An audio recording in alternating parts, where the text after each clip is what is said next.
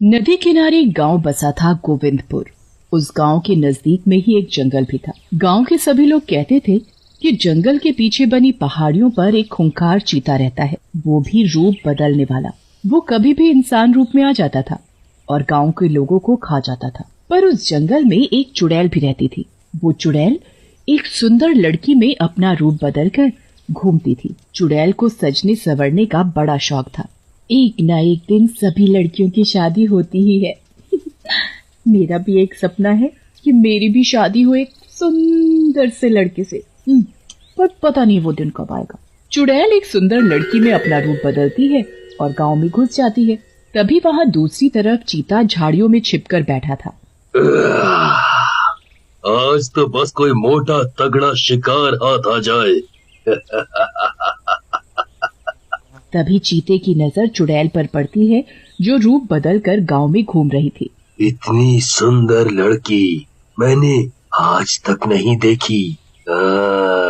चीता इंसान रूप में चुड़ैल के पास जाता है। दोनों एक दूसरे को देखते ही रहते हैं बस, और दोनों को प्यार हो जाता है। तुम बहुत सुंदर हो, तुम्हारा नाम क्या है? मेरा नाम रूपा है, और तुम्हारा नाम क्या है? मेरा नाम वीर है। क्या तुम मुझसे शादी करोगी? बस फिर क्या था। शादी का नाम सुनते ही चुड़ैल के मन में शहनाइयां गूंजने लगी और वो उससे शादी के लिए हाँ कह देती है। दोनों शादी कर लेते हैं।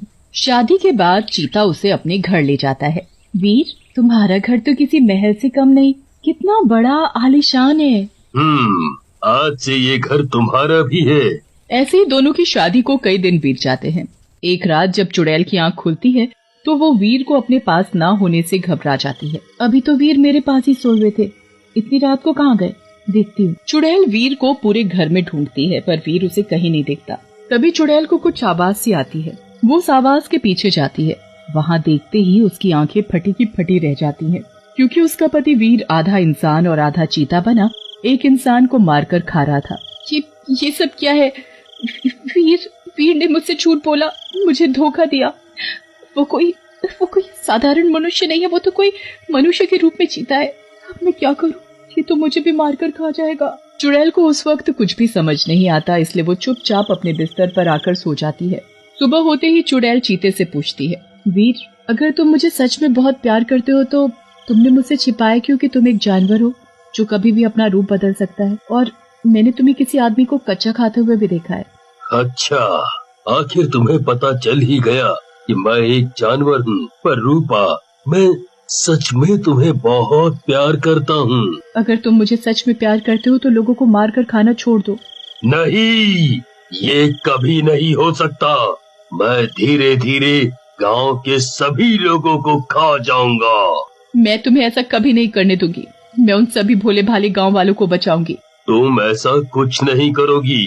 मैं चीता हूँ, चीता, जंगल का सबसे खतरनाक जानवर। रूपा उसकी एक नहीं सुनती और तभी रूपा गांव में जाती है, गांव के लोगों को आगाह करने। सुनो सुनो सुनो गांव वालों, सुनो, सभी अपने अपने घरों से निकलो, मैं तुम्हें एक बहुत जरूरी बात बताने आई हूँ। रूपा की आवाज सुनकर गांव के सभी लोग वहाँ इकट्ठा हो जाते हैं। क्या हुआ? क्यों चिल्ला रही हो? और कौन सी जरूरी बात है? बात यह है कि जंगल में एक चीता रहता है और वो ही आए दिन गांव के लोगों को उठाकर ले जाता है और उसे अपना शिकार बनाता है, उसे मार कर खा जाता है।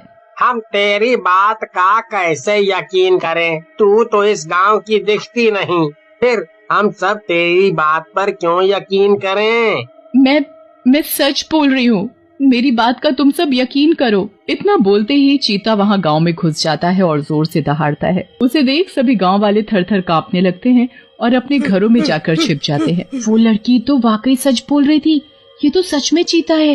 मैं तुम सबको नहीं छोड़ूंगा, सबको खा जाऊंगा। तुम कहीं भी छिप जाओ, मुझसे बचकर नहीं जा सकते। फिर क्या था, चीता मनीष के घर का दरवाजा तोड़कर अंदर घुस जाता है और मनीष को अपने पंजे से खींचता हुआ बाहर ले आता है। बचाओ बचाओ, कोई तो मुझे बचाओ, छोड़ दे ओ चीते, मैंने तेरा क्या बिगाड़ा है? चुप कर, नहीं तो अभी खा जाऊंगा। मैं कितना ताकतवर हूँ, मुझसे ताकतवर यहाँ कोई नहीं है। मैं यहाँ रोज आऊंगा और रोज एक आदमी को खाऊंगा और रोज एक आदमी को खाऊंगा। छोड़ दो उसे, नहीं तो अच्छा नहीं होगा। तुम मेरी पत्नी हो, पत्नी कभी अपने पति का बुरा नहीं चाहती। सभी गांव वालों को पता चल जाता है कि ये दोनों पति पत्नी हैं। अरे गांव वालों, ये दोनों तो पति पत्नी निकले। ये सब इन दोनों की कोई चाल लगती है। एक फंसाता है और दूसरा उसे मार कर खा जाता है।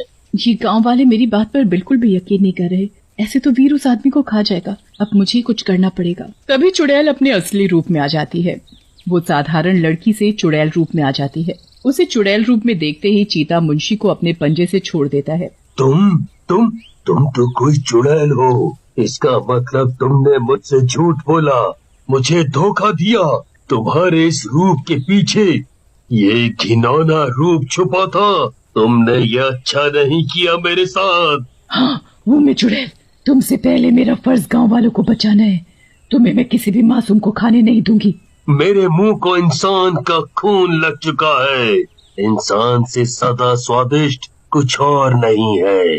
चीता चुड़ैल से ज्यादा ताकतवर था। चीता घर में घुसकर विमला के 5 साल के बेटे को उठाकर जंगल में ले जाता है। मेरा बच्चा, वो चीता मेरे बच्चे को उठाकर ले जा रहा है। कोई तो बचाओ मेरे पिंटू को। कुछ नहीं होगा उसे, मैं बचाऊंगी तुम्हारे बच्चे को।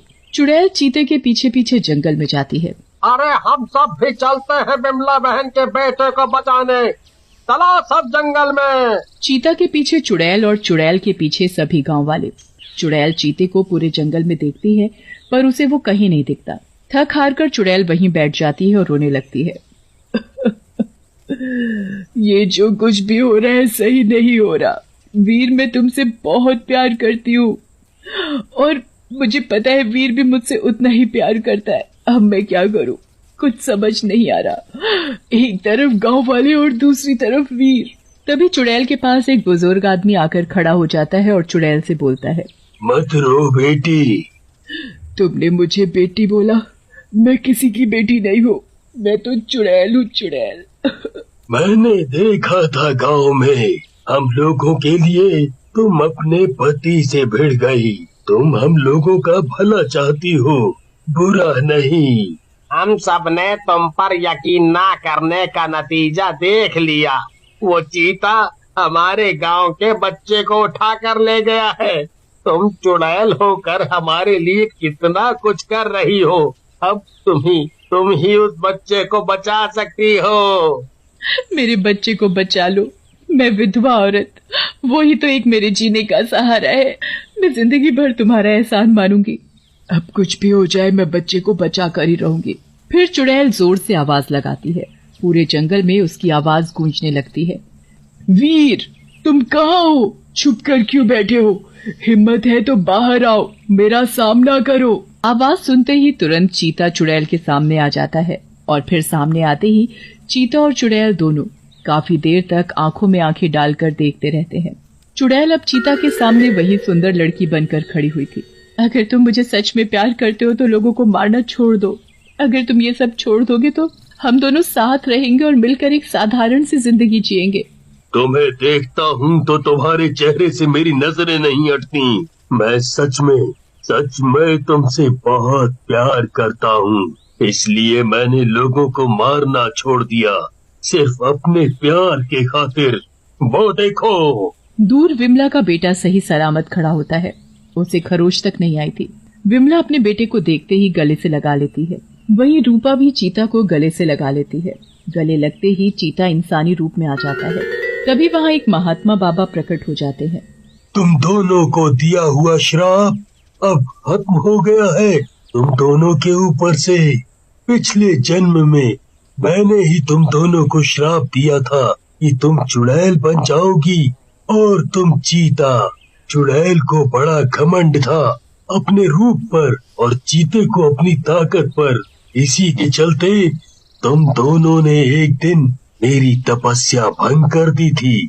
मैंने गुस्से में आकर तुम दोनों को श्राप दिया था। तुम दोनों के अच्छे व्यवहार के चलते मैं तुम्हें श्राप से मुक्त करता हूँ और आजाद करता हूँ। तुम अब कभी भी चुड़ैल और चीता रूप में नहीं आओगे।